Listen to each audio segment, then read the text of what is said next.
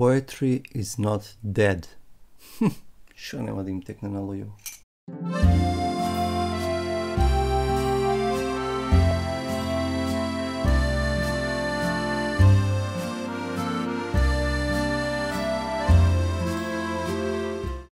Поетот во современиот свет се чини помалку старомоден, ставен покрај инженерот кој управува со джиновскиот електронски мозок, покрај научникот кој се загледува во низ микроскопот во тајните на молекуларната биологија, покрај пилотот на млазниот авион, тој добива непотребен и помалку смешен изглед на човек што дошол во нашата средина од минатиот век.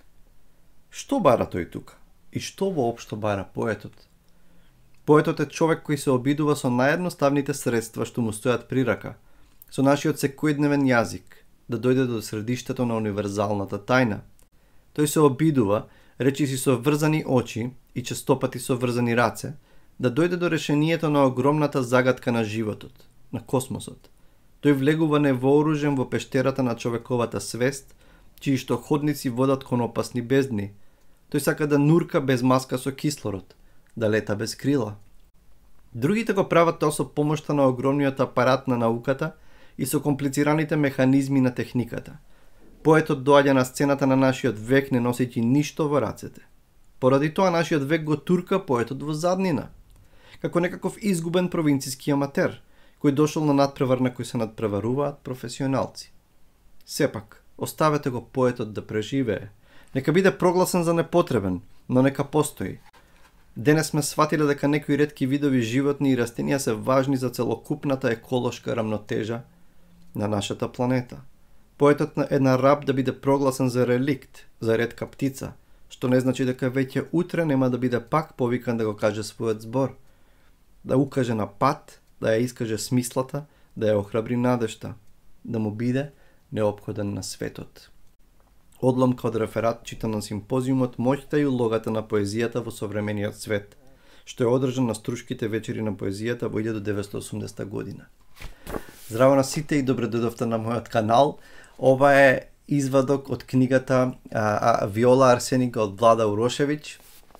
Овие зборови професорот Влада Урошевиќ ги напишал во 1980 година и ги прочитал, пред 4 децении, пред 40 години, и зборува за поезијата и за поетите, и мислам дека не многу нешта се смениле, не се смениле работите на подобро.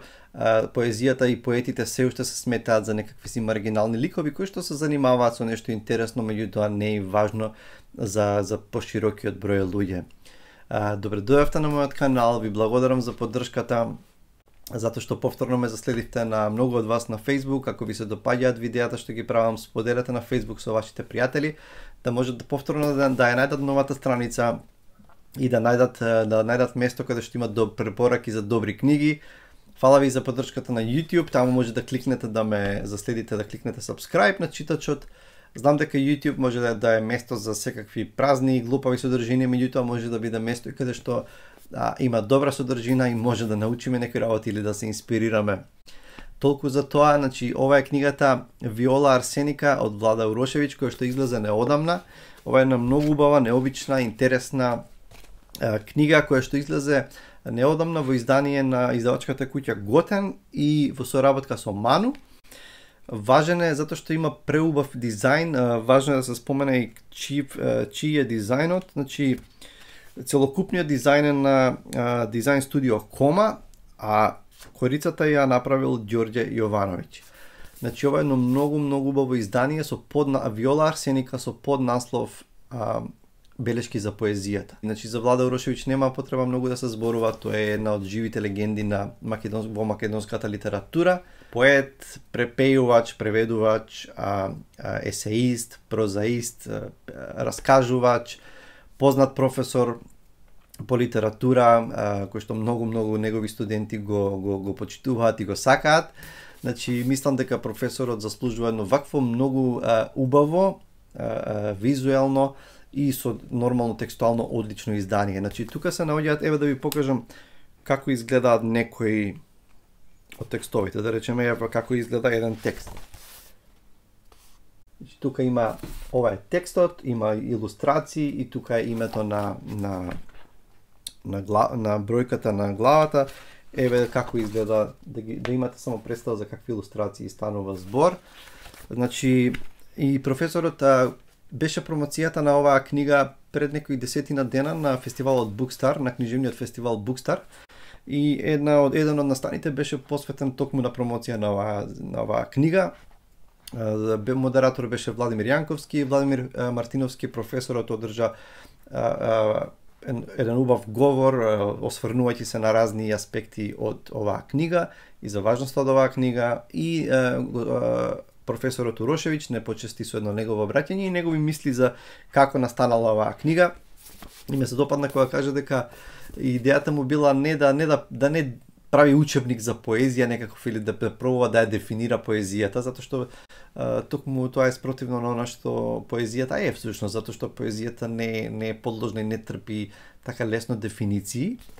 Меѓутоа сакал да направи еден колаж и збирка на негови мисли и овие слики внатре да потсетува на некаков они, ако ви текнува old school каталози на времето од стоковни куќи, каде што се рекламираат разни некои работи, и навистина има и тонот на и боите и илустрациите за такви old school, не знам во кој стил спаѓаат, меѓутоа одлично функционираат заедно со текстовите. Има ајде малку да ви прочитам еден текст. Еве еден текст под број 22, кој што се насловот му е Непливачи, и вака вели: за причината на смртта на кинескиот поет Ли Тајпо од 8 век постои легенда. Пловејќи една ноќ со чун по реката, се обидел во рибарска мрежа да го улови одразот на месечината. Се пресегнал многу преку оградата од чунот, паднал во водата и се удавил. Циниците ќе речат дека поетот најверојатно не знал да плива. Но, ваквиот злобен коментар нема да ја намали метафоричноста на приказната за трагичниот крај на поетот, кој го плаќа со животот својот обид да го досегне недосегливото. И тогаш, во тоа далечно време, а и со векови потоа, се до денес имало и има безброј поети кои не се снаоѓале не само во водата, туку и врз цврстата почва на секојдневната реалност. Како и да заврши, секој поет ја повторува на некој начин судбината на Ли Тајпо. Овие зборови Владо Урошевиќ ги напишал во 1984 година и зборува за таа постојана потрага на поетите да се досегнат до неискажливото, до самата суштина, до она што е од другата страна, ослободувајќи се на некој начин од стегите само на рационалното, само на јазикот, и кога сме веќе кај ослободувањето од рационалното, од стегите, од рамките на јазикот, тука ќе најдете Владо Урошевиќ е огромен познавач и препеувач на многу од поетите од надреализмот, символизмот, зборуваме во литературата и движењето Дада. И она што оваа книга го нуди е не само некакви инспиративни мисли за поезијата, меѓутоа има и некои текстови кои што навистина се информативни и ќе има содржина која што ќе ве научи на нешто ново што можеби не сте го знаеле.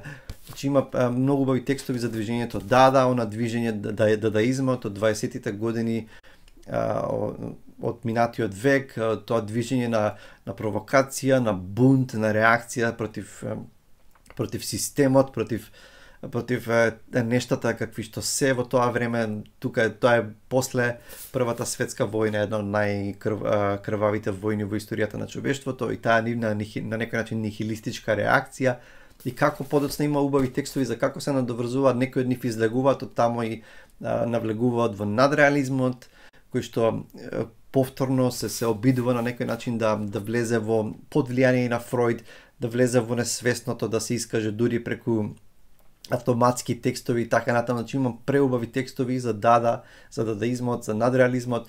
Значи тука ги има и Андре Бретон, и Тристан Цара, Аполинер. Значи професорот Урошевиќ голем познавач и препеувач на овие поети, има и други, има анекдоти, се зборува за умното, за Блаже Конески, има анекдоти исто и со надреалистите, има неколку текстови посветени на кинеската, далечната поезијата на далечниот исток, кинеската, јапонската, хаикуто. Исто има текстови поврзани со римата, слободниот стих, значи баш еден преубав колаж, меѓутоа во срцето на сето тоа, во центарот е сепак поезијата. На крајот, да не заборавам да кажам, има еден има еден фото есеј, завршува книгата со овој фото есеј. Еве уште еден извадок од книгата кој што навистина многу ми се допадна, од извадок од едно интервју и Лидија Капушевска-Дракулевска го прашува Урошевиќ од што настанува поезијата. Можете ли како поет да објасните како се раѓа песната? Знам, не постојат готови формули, а сепак. Влада Урошевиќ. Има кај Рилке една убава дефиниција на поезијата која е премногу долга за оваа пригода и од која ќе го рецитирам само почетокот. Го цитирам. Стиховите не се како што луѓето мислат чувства. Тие рано се јавуваат. Стиховите се искуство.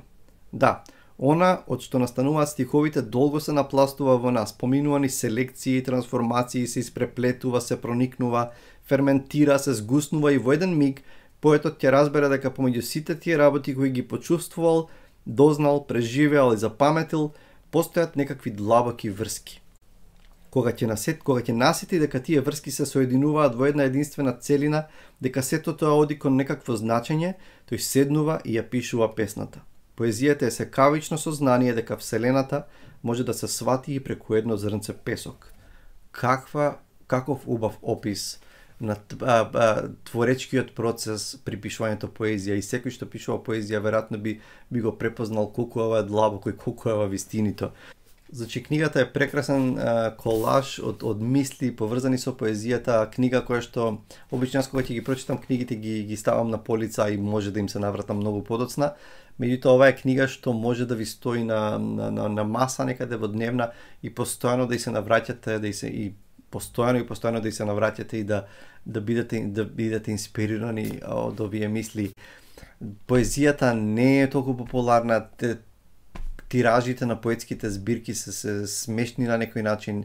Зошто? Затоа што живееме во време кога ние сакаме среќа, меѓутоа тој поим на среќа, на хармонија некаква и цело време зборуваме за тоа, меѓутоа се е тоа сведено на материјалното, на како можеме самите да си го подобриме преку материјалното, преку сопствениот труд, се е тоа дигитализирано, автоматизирано и не се утилитарно и не се прашуваме многу за суштината, не поставуваме метафизички прашања, не поставуваме веќе некои длабоки естетички прашања, туку важно ни е како можеме само да дојдеме до некаква среќа. Меѓутоа, поезијата поетите се упорни и се уште ги поставуваат тие прашања и се уште не е одгатливото, не е именуваното, суштината на нештата пробуваат да ја допрат до самата срж и тоа ќе продолжи, колку и да поезијата не е читана, тоа ќе продолжи затоа што тоа е длабок драйв, длабок порив во секој еден што така го доживува светот и ја сака поезијата.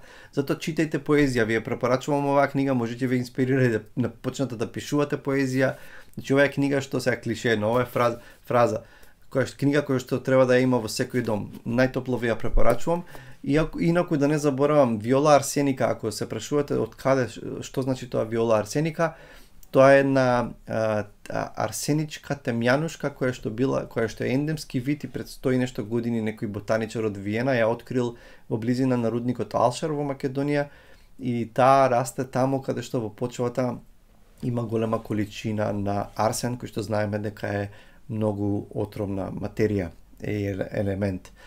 Така што ви ја препорачувам оваа книга, читајте добри книги, знам дека пред се зборувам за романи, меѓутоа ако се случи нешто интересно, зборував за некои графички новели, зборував за македонската рок енциклопедија, ова е поврзано со поезијата, меѓутоа ова е сепак голем настан за мене лично во литературата, издаваштвото во Македонија во моментов и затоа сметав и уживав, пред некој ден ја завршив и сметав дека треба да направам едно видео за оваа книга.